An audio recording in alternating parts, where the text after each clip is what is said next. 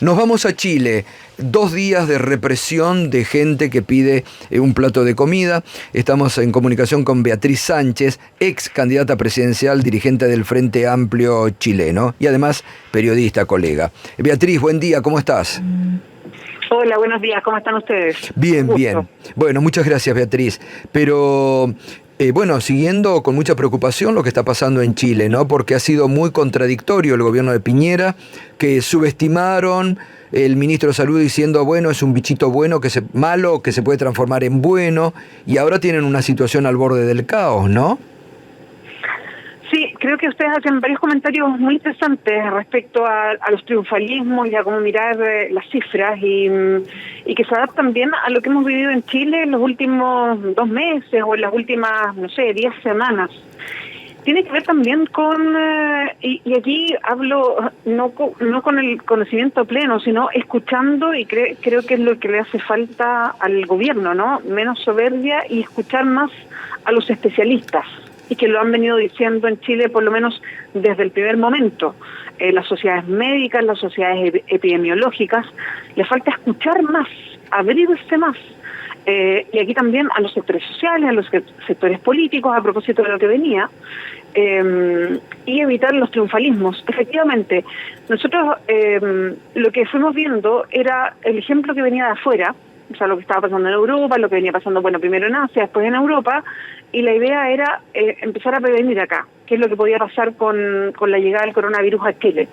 Y si bien el gobierno en un primer momento reaccionó mirando lo que venía, la verdad es que al principio empezaron con una contención, primero de la información, que todavía no está muy claro, que se entreguen todos los datos, que estén todos los datos sobre la mesa. Hay todavía una especie como de guerrilla de las cifras y de los datos, todavía está. Y segundo, primero la cantidad de exámenes que se hacen, porque eso está en absoluta relación con la cantidad de proyección o de casos que existen. Y segundo, el triunfalismo que tú le puedes dar a eso. Y eso es lo que nos pasó en un primer momento. Recordemos que ayer fue el día récord que tuvimos de casos con 3.500 diarios, pero veníamos de hace 3 semanas con que queríamos volver a una nueva normalidad y nos estábamos preguntando si era bueno volver a clases. Y hoy día está la región metropolitana, que congrega casi a la mitad de la población de Chile, con una inédita cuarentena casi total. Claro. Y además las escenas que se han visto estos últimos días de la reacción social, de la desesperación de muchos sectores, porque no hay ayuda del Estado, ¿no? Recién creo que van a hacer que han copiado de la Argentina el impuesto familiar de emergencia, el ingreso familiar de emergencia. A ver, eso era algo que fuimos advirtiendo desde todos los sectores, no solamente los políticos, también las distintas organizaciones sociales. O sea, desde hace un tiempo, sí, evidentemente toda la atención se concentró más en la región metropolitana que en el resto de las regiones en Chile, porque en la región metropolitana se junta, como ya les decía, en un país centralizado como es Chile, la mitad de la población, pero además el hacinamiento se genera en sectores de la región metropolitana como quizás en ninguna otra región de Chile. Entonces la atención estaba muy puesta sobre todo los sectores más populosos y más vulnerables en Chile, los más pobres. Y cuando el virus empieza a afectar a la región metropolitana con el 70% de los casos, más que en regiones, entonces, evidentemente, se empieza a hacer creciente la necesidad, lo empiezan a decir todos los sectores médicos, esto estamos hablando desde hace un mes más o menos, de hablar de no cuarentenas selectivas, que era la manera en que lo estaba haciendo el gobierno o la autoridad desde el comienzo de la pandemia, que era poner algunas zonas de la región metropolitana en cuarentena, pero no una cuarentena total, como era casi la experiencia que se ve en otros países, sino algunas zonas en cuarentena, y empieza a haber una solicitud de que haya una cuarentena total. Cuando esto empieza a suceder, sectores políticos, nuestros sectores políticos, la oposición en general completa, pero todos los sectores médicos y todos los sectores sociales dicen ya, si hay cuarentena total, esto tiene que venir acompañado de un plan social, porque no puede haber cuarentena total si es que no se va acompañada de una ayuda social inmediata a familias que sobreviven al día o a la semana. O sea, esto que estamos viendo era evidente que iba a pasar. Y la semana pasada estábamos discutiendo una ayuda solidaria de emergencia, como lo dices tú, para nosotros una renta básica de emergencia, y hubo ahí un encontrón muy fuerte con la oposición, porque decíamos, con 65.000 pesos, que son para nosotros, si lo ponemos en dólares, estamos hablando, a ver, ¿cuánto en dólares?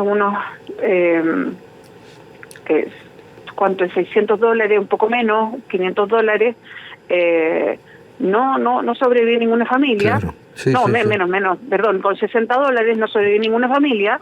Entonces hubo ahí un encontrón muy fuerte con el gobierno y finalmente el gobierno no cedió y bueno, lo que estamos viendo hoy día en las calles. Claro.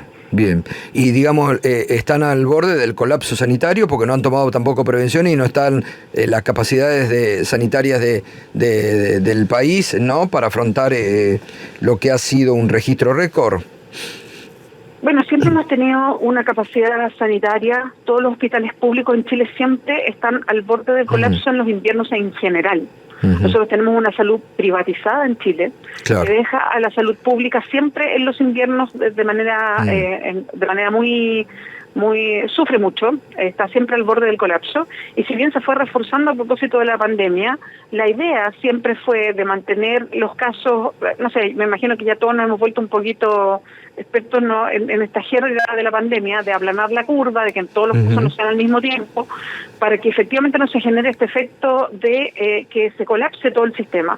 Bueno, nosotros ya empezamos en la región metropolitana a estar muy cerca del colapso, de hecho las camas de urgencia están en 90 y en algunos hospitales ya llegó al nivel de saturación y se están enviando pacientes a regiones y entonces se están juntando los dos factores de mayor riesgo hoy día y por eso Santiago está en una especie de olla a presión.